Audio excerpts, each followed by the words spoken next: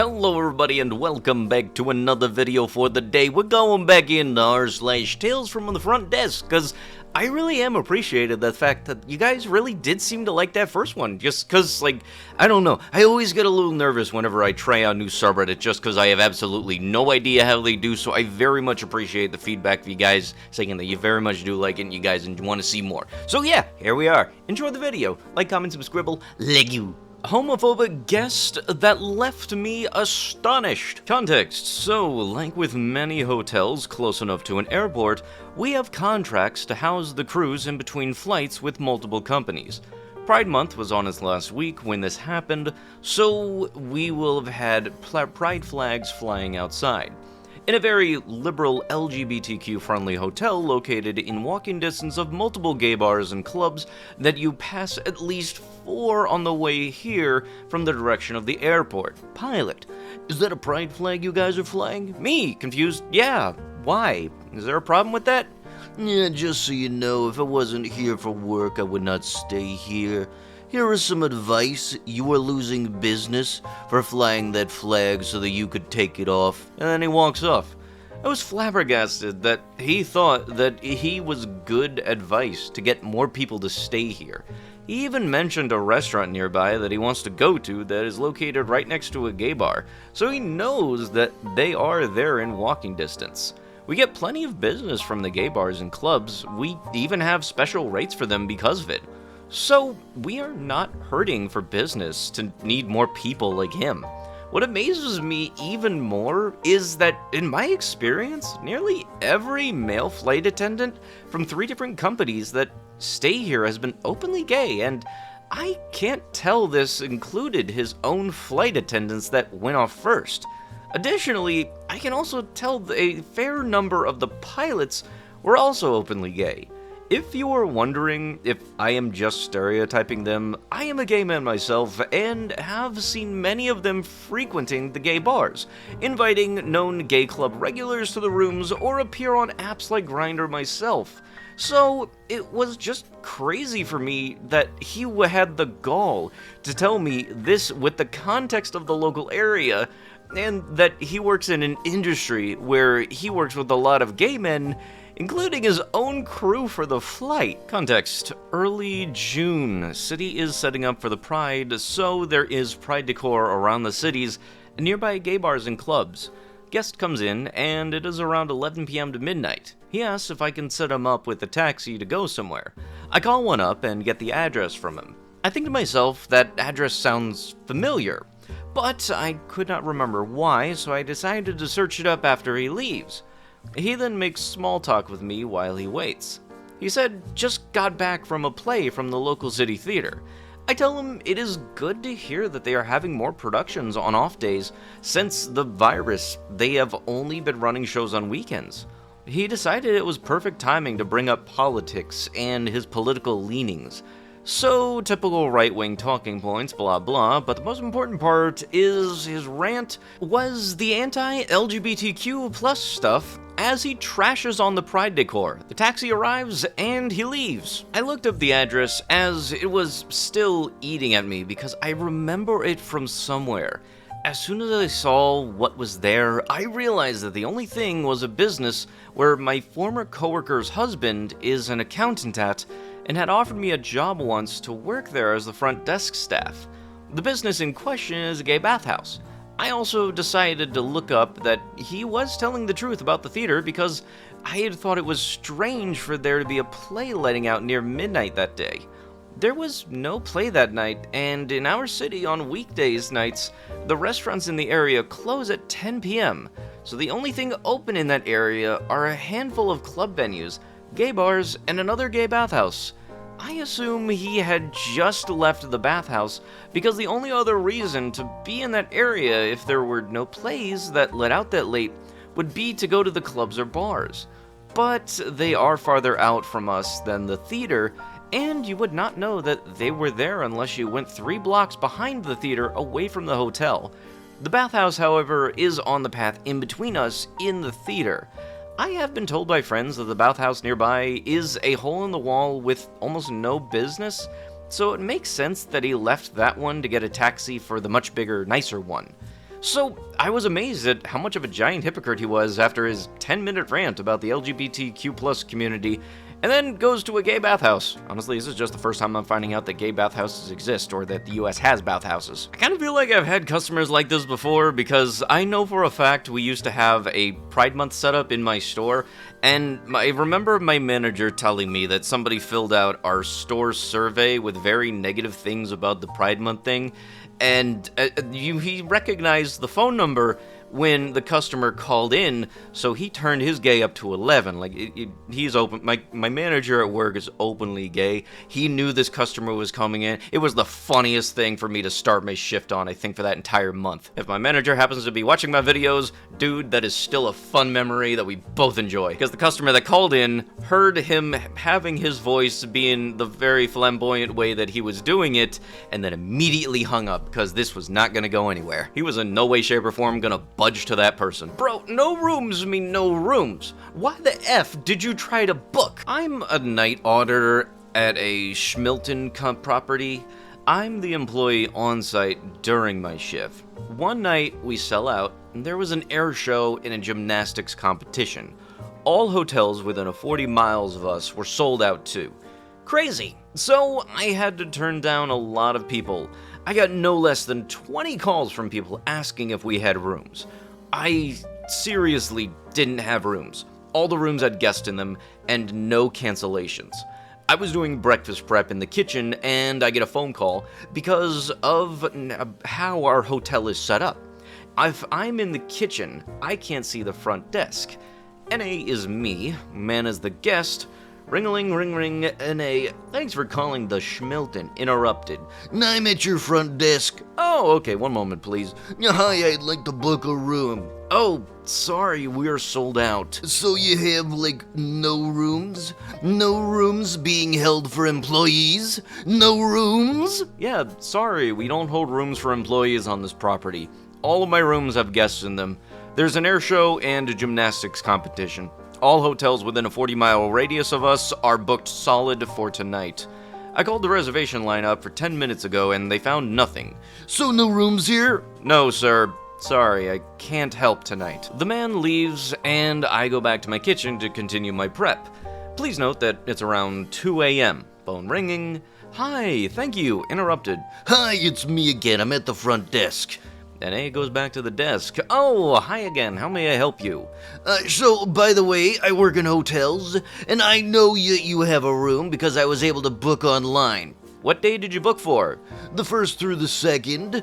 Since you work in hotels, you should recall we are a day behind. You'll need a reservation for the 31st through the 1st to be able to stay tonight.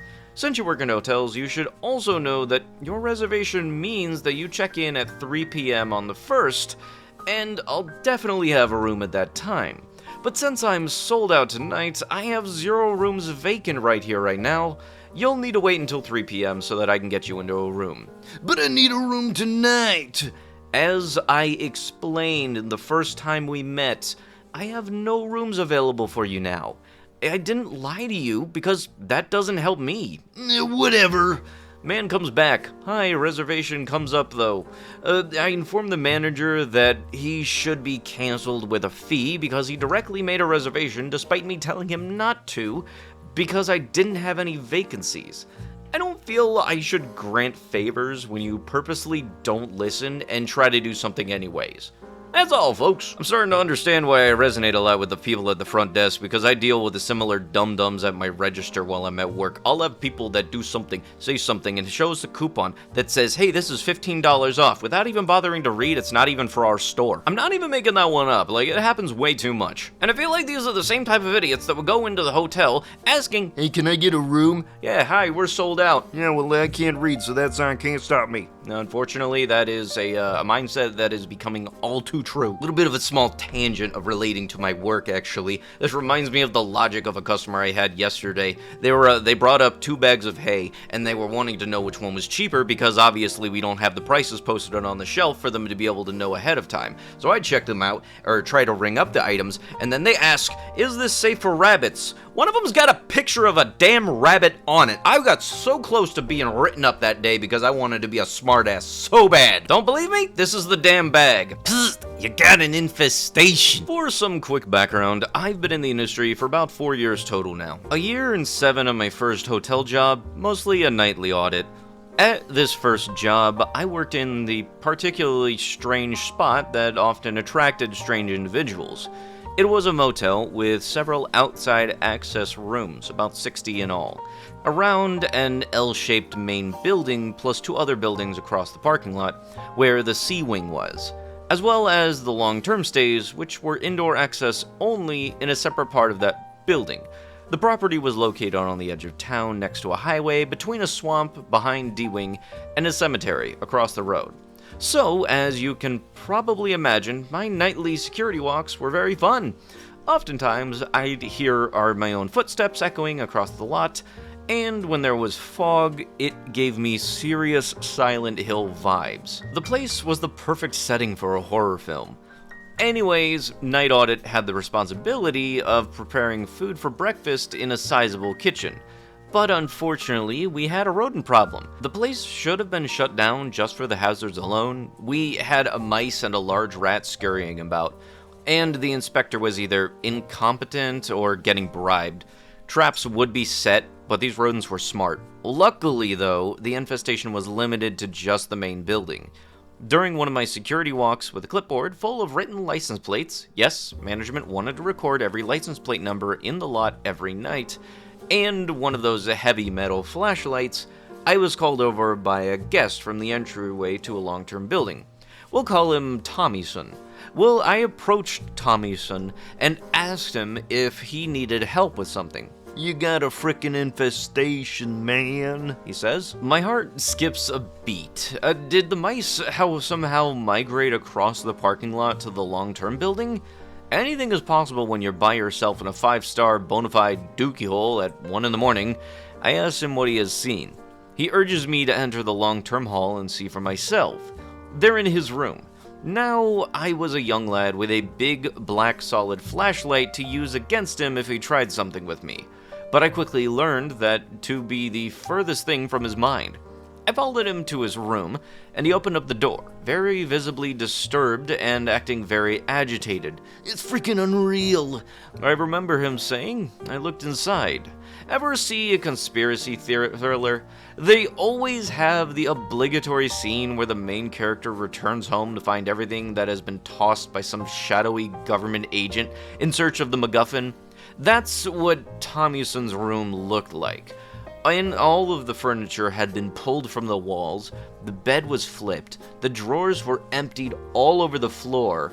Whatever areas the floor weren't obscured by piles of clothing were hidden under mountains of trash. At this point, I knew a bong on the head from my flashlight wouldn't help this man. He stands in the doorway with me, he points across the room. "Do you see them?" he exclaims. "You got purple tentacles coming out of the air conditioner." I said, "What?" "I need you to get rid of them. They're freaking me out. They're coming out of my door floor now. And then there's that leprechaun coming out of my radiator making human faces at me." I asked him what he took because there was absolutely no way this man didn't take something. He stated that he must have missed a muscle relaxant with his sleep medication and beer.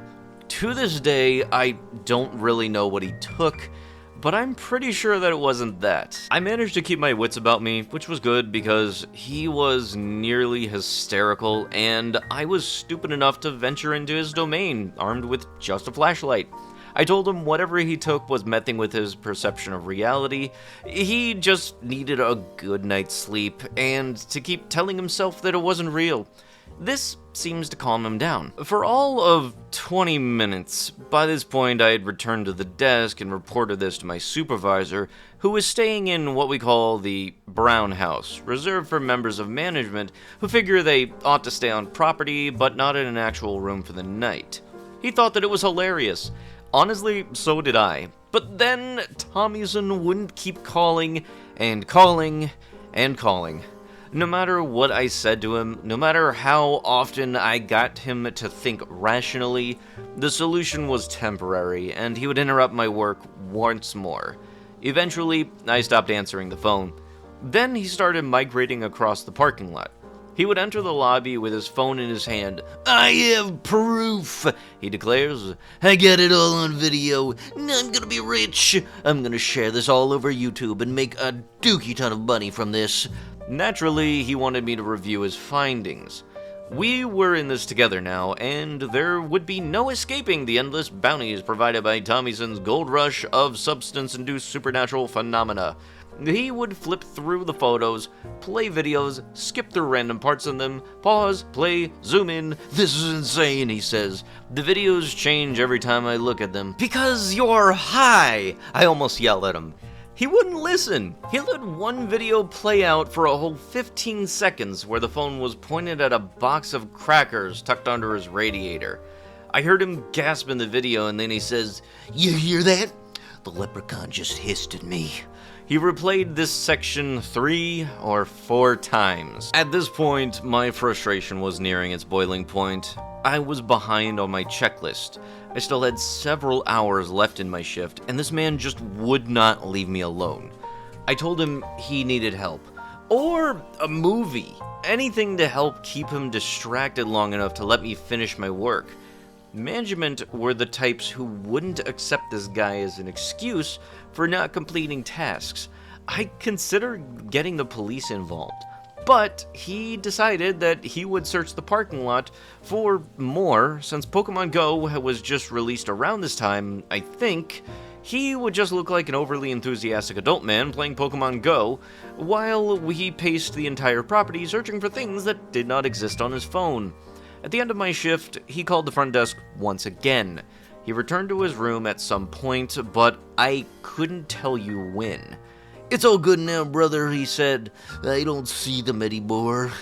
I didn't see him again either, except in a news article several months later. He had been arrested with a tub of substances and charged for possession with the intent to distribute. Somehow, I wasn't too surprised. Yeah, maybe that's just a bit of a rule of thumb not to sample your work, or at least now you know how effective said work is, sir. Just saying, this is also a bit of a PSA. Probably not a good idea to get your medications from random dudes in motel parking lots.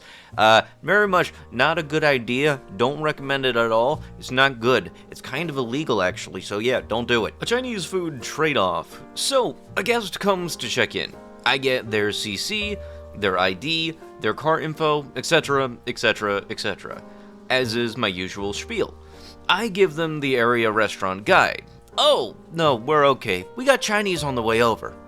Well, gentle readers, that rang a bell. It's been sorta hungry for a while, but I just couldn't figure out what I was hungry for. Pizza? Nah, I had that yesterday. Pasta? Nah, too heavy on a warm day. A nice, fresh, healthy salad? Oh, thank goodness I had gotten out that for the way of the week already. So basically, I was going to stand around hungry all night and starve myself to death from indecision, but Chinese, that was the answer. I told the guests that they had solved my deep, perplexing mystery, and that I was going to follow their most excellent example. Not 3 minutes later, they come down with an odd look on their faces.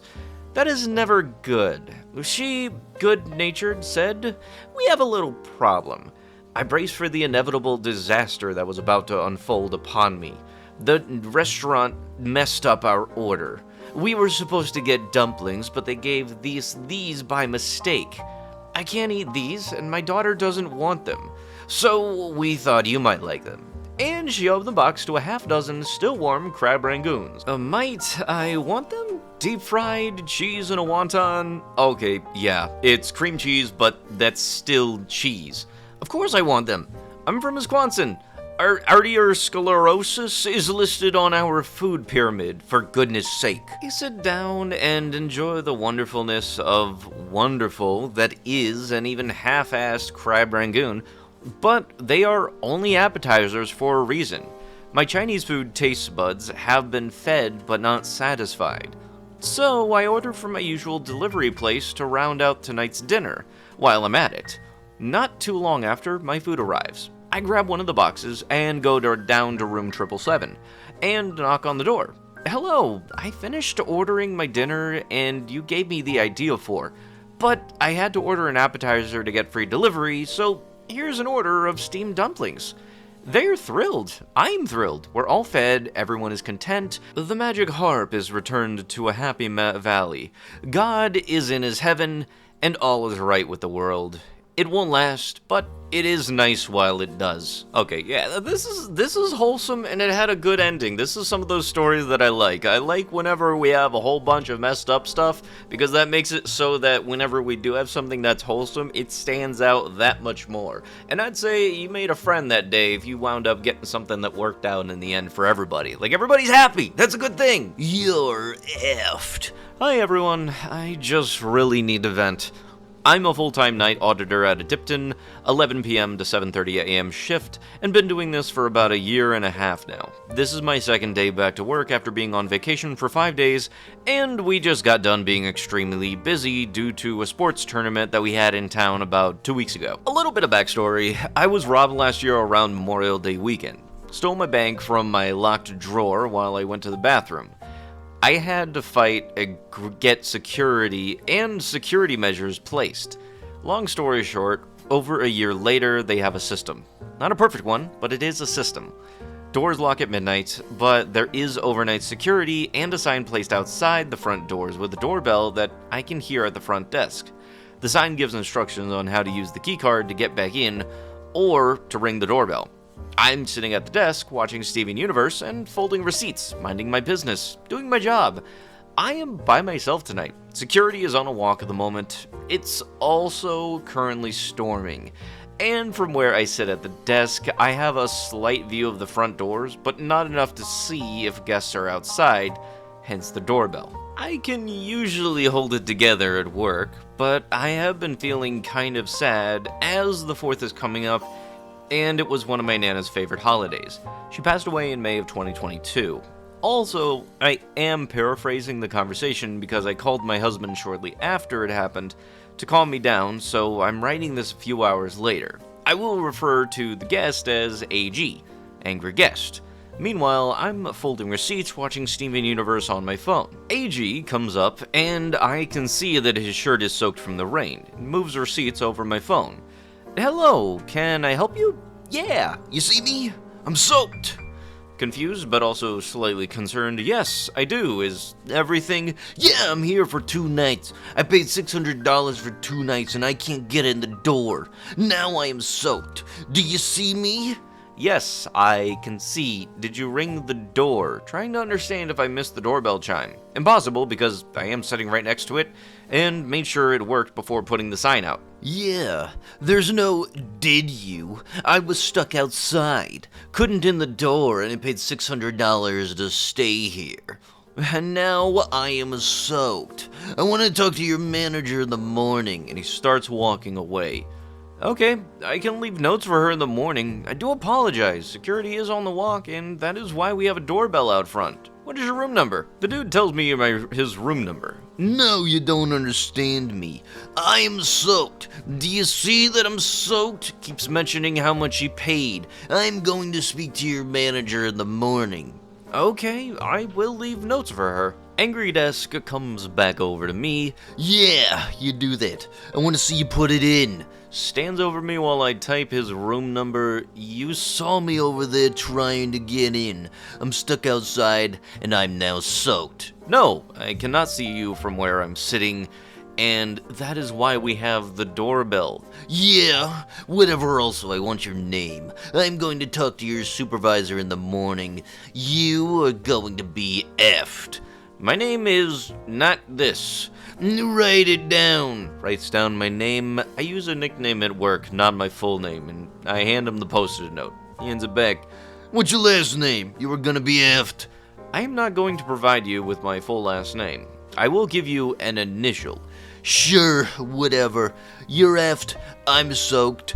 Do you not see this? I paid $600 to stay here for 2 nights and I couldn't get in the door. Hands him back the post-it note. Yes, sir, I understand. Once again, I do apologize. I will leave notes for the manager in the morning. Yeah, you're effed, just so you know. Okay, you have a good night. When dude walks off ranting and calling me an a-hole and probably some other names. Oh, and here's the kicker. The room next to him called down a few minutes after he went back to his room, stating that he could hear someone yelling. I sent security, who did come and tell me that there was someone yelling. A woman walked past the desk in tears, apologizing to me. I asked if she was okay. She said yes and left the hotel. Very interested to see what he has to say in the morning, though. One of my all-time worst guests. Good afternoon, everybody. I posted yesterday about a wonderful guest, so I figured I'd share one of my worst. For those who didn't see it, it's prefaced by saying I've worked in hospitality for several years now, and I've never planned on making a career path. I just kind of fell into it and ended up being really good at it. I get a lot of fulfillment from being helpful and welcoming others. And I am pretty good at playing diplomat and diffusing situations. Any readers on here from the South will understand when I say being polite, especially to strangers and customers, is part of my DNA. It takes a great deal for me to snap at a guest, even when they are being difficult and rude, which is sadly common for our industry. Well, this guy managed to push me past my limits a few Saturdays ago. I work in a major city close to the downtown area, so Saturdays are usually busy. But this one in particular was especially bad because we had a lot of concerts, sports, tournaments, etc. going on that weekend. I was on my own at the desk, stressed the F out internally, but I was managing. Whichever genius made the valet schedule had only one person scheduled to work that morning. Now, I must say that this coworker is very hardworking, responsible, and just generally good at their job. But one person is one person. Around 10ish, when everyone started to leave, I got 2 calls from guests not being able to reach the valet. I apologized and explained that he was on his own today, so there's going to be a delay on getting their vehicles. They both understood, no problem. Well, right then, my lobby filled up and the phone was ringing off the hook. An Indian gentleman stormed up to the desk. He said, "I have waited for my vehicle downstairs for over 10 minutes and nobody is there." I said, "Sir, I apologize, but there's only one person working the valet today, so he's running a bit behind." He goes, "But I am going to miss my flight. I need my car now. This is unacceptable," I said. "Sir, I know that this is frustrating, but you just have to wait. He's going as fast as he can. He will bring the car up as soon as he is able." Then he slams his hand on the counter and yells, "No! I need it now! I cannot miss my flight. There is no reason I should be waiting this long. This is horrible customer service. Bring me your manager because this is ridiculous." I don't do well with men in my face screaming and being physically aggressive, and I really don't do well with entitled behavior. I told him, I'm on my own just like he is. What do you want us to do? He answers, screaming at this point, "I need a refund for my parking. How can you expect so much money from me and I can't even get my car?" At this point, I was beyond pissed. I told him, "Look man, I've told you everything that was going on, and you're just gonna have to wait like everyone else." "No! I have waited long enough. Why am I paying for valet if I can't even get my car?" That was it for me. I had a packed lobby by that point with 5 people calling me at once, and housekeeping needing me to print stuff. I said, "I've had enough. We're done. I don't want to talk to you anymore. You need to get away from me because you're pissing me off. And I don't know if you noticed, but there's 50 people waiting behind you, and quite frankly, I'd rather help them than you." Luckily at this moment, my HK manager got off the elevator, and I immediately called him to the front desk. He asked what was going on, and the guy started yelling unintelligibly, and I said, "You need to get this guy out of my face. He's pissing me off and won't go away. I can't get my work done." HK manager went downstairs with him and told me later on that the guy had thrown such a fit that he ended up skipping 7 people in line just so we could get him off the property. It's true when they say you get the best and worst of people in hospitality. Yes, even though you have an entire group of people that are all in the exact same issue as me, you need to help me above everybody else because I, for some reason, am more important. Look, if you said that you were going to be missing your flight, it might have been a good thing for you to do the generally good common knowledge thing and plan ahead so that you get to your airport, not your flight, you get to the airport 2 hours before your flight. That's kind of a good thing to schedule by. I can guarantee you, dude like this would be the people that shows up last minute and wondering why they aren't going to be opening the door for them again. But with that is going to have to be with the video. If you guys would love to be absolutely amazing, show your support and see more videos like this one in the near future, be sure to hit that like button, leave a comment down below to start up them wholesome internet discussions, and if you guys have not already, subscribe to the channel and turn on them notifications. I'll be sure to see you guys in the next one. Thank you so much for watching, and bye-bye!